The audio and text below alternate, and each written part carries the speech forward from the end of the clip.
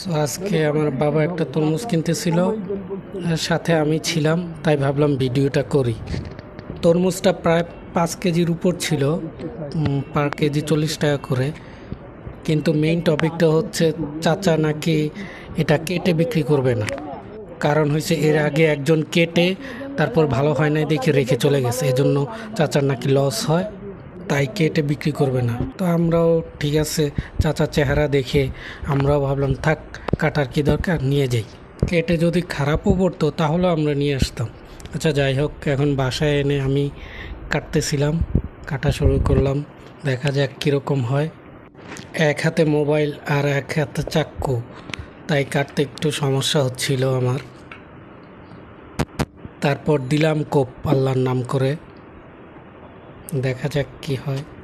আর খারাপ পড়লেও আমরা এখন গিয়ে ঝগড়া তো আর করব না, তারপর দেখা যাক। ও মধু মধু, সাদা। আপনারাই বলেন এটা কি সাদা না হলুদ না লাল, দেখেন ঠিক মতো। আচ্ছা যাই হোক, যাই হয়েছে আল্লাহর কাছে শুকর। ওকে, ধন্যবাদ সবাইকে।